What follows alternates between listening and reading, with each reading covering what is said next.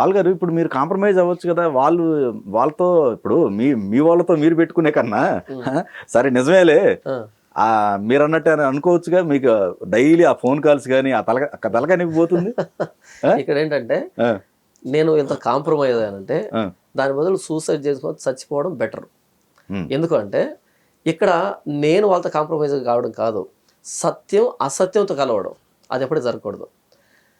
యేసు ప్రభువు అది చెప్పలే మాకు. మీ మాట అవునంటే అవును, కాదంటే కాదు అని చెప్పాడు. అది యాక్సిడెంట్ అనే చెప్తాను. ఒకవేళ హత్య అయితే హత్య అనే చెప్తాను, యాక్సిడెంట్ని హత్య అని చెప్పను. ఇకపోతే మీరు ఏమన్నారంటే మీ వాళ్ళతో అన్నారు. ఆ పదం తప్పండి. మీ వాళ్ళతోని పదప్రయోగం చేయకండి. నా వాళ్ళు ఎవరంటే వినండి, నా వాళ్ళు ఎవరంటే నేను ఎలాగైతే బైబుల్ ప్రామాణికతని దానికి లోబడతానో అలా బైబుల్ ప్రామాణికతకి లోబడే వాళ్ళే నా వాళ్ళు. ఇప్పుడు వాళ్ళు కూడా అదే కదా? కాదు. ఓకే, వాళ్ళు అయితే గనక ఇప్పుడు నేను చెప్పిన విషయాన్ని అంగీకరించి ఉండాలి. నేను చెప్పినట్టు సైంటిఫిక్గా ఇప్పుడు ఐజీ గారు ప్రెస్ రిపోర్ట్ పెట్టి చెప్పారు. దాన్నే నేను అంతకంటే ముందు వీడియో రూపంలో చెప్పాను. నేనేం చెప్పాను తెలుసా? 100కి 200% ఇది ప్రమాదం.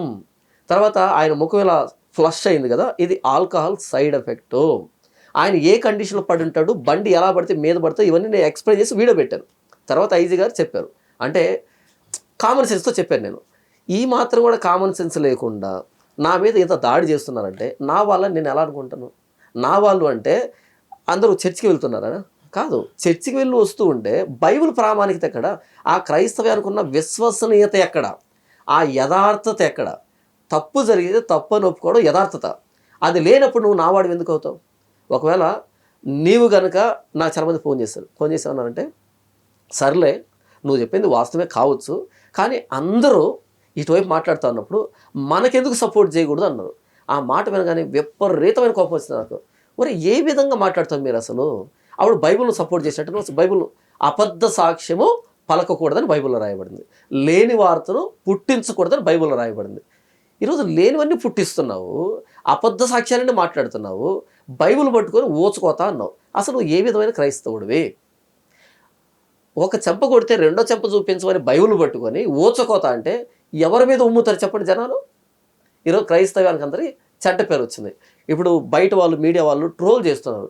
ఆ ట్రోల్ చూస్తూ ఉంటే ఎక్కడ లేని బాధ. ఇటు వీళ్ళనందామా, ట్రోల్ చేసే వాళ్ళందామా, ఏం చేయాలో తెలియనటువంటి పరిస్థితి. వీడన్నాడు వాడిని అంటే బాగుంటుంది, వాడిని ఆధారం చేసుకొని యేసుప్రభుని తిట్టేస్తున్నాడు. ఇప్పుడు నాకు యేసుప్రభు దేవుడు కదా, నేను బాధపడద్దా? కాబట్టి మీ వాళ్ళు అనే పదప్రయోగం అన్నది నేను తీసుకుని, ఎందుకంటే ఎప్పుడైతే వీళ్ళందరికీ వ్యతిరేకంగా నేను ఏకీభవిస్తున్నాను అంటే ఓన్లీ ఈ ఒక్క పాయింట్ గురించే. ఇప్పుడు వీళ్ళు ఏమనుకుంటున్నారంటే కొంతమంది పాస్టర్లు మేము రెచ్చగొడుతున్నాం, వీళ్ళు మాకు ఒత్తాసు పెరుగుతున్నారు, బాగానే ఉంది కదా అనుకుంటున్నారు. కానీ బయట చాలా సమాజం గమనిస్తుంది, ప్రభుత్వంలో ఉన్న పెద్దలు గమనిస్తున్నారు, టోటల్ ఎంటైర్ ప్రభుత్వం చూస్తుంది కదా, సీఎం స్థాయి నుంచి అందరూ గమనిస్తూ ఉంటారు కదా ఎవరు ఎలా రెచ్చగొడుతున్నారు, ఎలా బిహేవ్ చేస్తారు. ఓహో పాస్టర్లు అంటే ఇంత డేంజర్గా ఉంటారా? వాళ్ళకి అర్థం కాదా? మీడియా చూస్తలేదా? మీడియాలో ఉన్న వాళ్ళకి అర్థం వీళ్ళు ఏంటి ఇంత చిల్లరగా ఉన్నారని? పోలీస్ డిపార్ట్మెంట్కి అర్థం కావట్లేదా? పోలీస్ డిపార్ట్మెంట్ ఆఫీసర్లకు అర్థం కావట్లేదు వీళ్ళు ఏంటి ఇంత దరిద్రంగా తయారయ్యారని చెప్పి హిందువులందరికీ అర్థమైంది ఈరోజు. అంటే క్లియర్ కట్గా సజీవ సాక్ష్యాలు కళ్ళ ముందు కనపడుతున్న ఒక యాక్సిడెంట్ని హత్య అని చెప్పి మన మీద తోసేస్తున్నారు, హిందువుల మీద తోసేస్తున్నారు. అంటే ఇక్కడ కరుణాకర్ మాటగా ఒక చిన్న పదాన్ని నేను యాడ్ చేస్తాను, కరెక్షన్ అంటే అక్కడ మాట్లాడిన వాళ్ళు పాస్టర్లు కాదు, అజయ్ బాబు పాస్టర్ కాదు, లేకపోతే ఇంకొక ఆయన పాస్టర్ కాదు, వీళ్ళు పాస్టర్. అక్కడ మాట్లాడిన వాళ్ళు పాస్టర్లు కాదు. అభినయ్ కూడా అభినయ్ పాస్టర్ అని చెప్పుకుంటున్నాడు, కానీ పాస్టర్ కూడా ఏ క్వాలిఫికేషన్ లేదు. Abhinay online beggar. అభినయ్ అనే వ్యక్తి ఆన్లైన్ బెగ్గర్.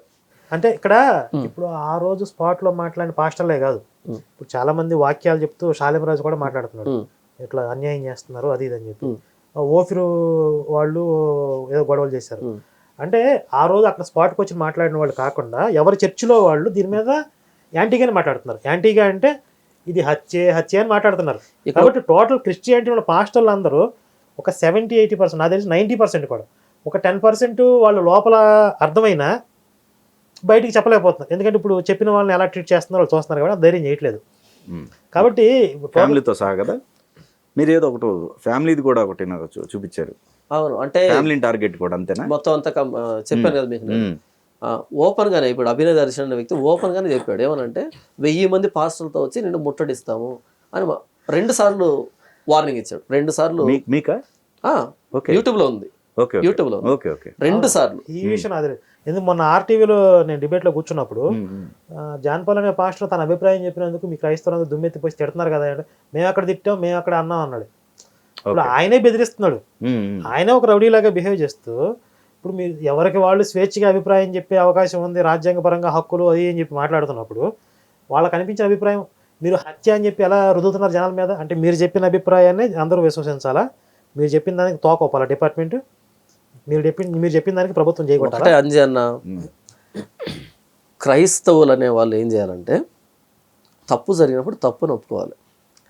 నేనేమి దైవాంశ సంభూతిని కాదు, దేవదూతని కాదు, మనిషినే. మంచిగా బ్రతకాలని ఉంది నాకు. ఒకనొక సందర్భంలో తొట్టుపడ్డాను. సారీ అనడంలో మెచ్యూరిటీ ఉంది, సారీ అనడంలో యథార్థత ఉంది, బాధ్యత ఉంది. సో ఒక పాస్టర్ గారు ఏదో తప్పు చేశాడు, ఓకే అండి, ఆయన ఏ సమయంలో అలా చేశాడో ఇది చింతిస్తున్నాం, మేము ఇలా చేయకూడదు, బైబిల్ అలా చెప్పలేదంటే మిగతా వాళ్ళు కూడా అర్థం చేసుకుంటారు. కానీ ఆయన చేయలేదని మొత్తం పరువును గంగలో కలిపేశారు అంతా. చెయ్యలేదు అనేది కాదు ఇక్కడ సమస్య, ఇది ఒక అవకాశంగా చూస్తున్నారు కొంతమంది. అంటే ఒక హత్య అనే పేరుతో క్రైస్తవుల్లో చాలా మంది ఏకమయ్యారు, క్రైస్తవులందరూ రోడ్ల మీదకి వచ్చారు. ఈ మూమెంట్ని మనం ఇలాగే కంటిన్యూ చేద్దాం. ఇది నిజమే, ఇది మాత్రం నేను ఏకీభవిస్తున్నా. మీరు ఇలా ఏకీభవిస్తే అమ్ముడుపోయిన వాళ్ళు కిందకి వస్తారు. ఒకవేళ అమ్ముడు పోయారు అనుకుంటే మంచిది అనుకోమని చెప్పండి. ఎందుకంటే మనుషుల ఒపీనియన్స్ని పొరపాటు కూడా పట్టించుకునే వ్యక్తిని కాదు నేను. అలా పట్టించుకునేవాడినైతే ఇలా మాట్లాడేవాడిని కాదు నేను. ఇప్పుడు ఆయన నాతో ఏమన్నాడు, జాన్ పాల్ చెప్పింది ఇది కరెక్ట్నే ఒప్పుకుంటా అన్నాడు. ఇప్పుడు ఈయన నాకు అమ్ముడు పోయాడా? ఇంతకు ముందు 2 మాటల ముందు జాన్ పాల్ చెప్పింది నేను అంగీకరిస్తున్నా ఆయన అన్నాడు. ఇప్పుడు ఆయన అమ్ముడు పోయింది, నాకు ఎంత ఇచ్చాను నేను ఆయనకి? ఒక విషయాన్ని ఓకే ఇది అంగీకరిస్తున్నా అన్నప్పుడు ఇద్దరం ఒక అండర్స్టాండింగ్ వచ్చినప్పుడు అది నిజం కాబట్టి, అంతేగాని అమ్ముడు పోవడం ఉండదు ఇక్కడ. స్క్రిప్చర్స్ విషయంలో ఆయన అభిప్రాయాలు ఆయన బలంగా ఆయన వర్షం చెప్పారు, నా విషయం. కానీ ఇది సామాజిక అంశం. కరెక్ట్. సామాజిక అంశం విషయంలో కూడా మీరిద్దరు కొట్టుకోవాలి. అంటే సమన్వయం చేయాల్సిన అంశంలో కూడా మీరిద్దరు ఉండకూడదు. అంటే ఎట్లా కుదిరిద్ది?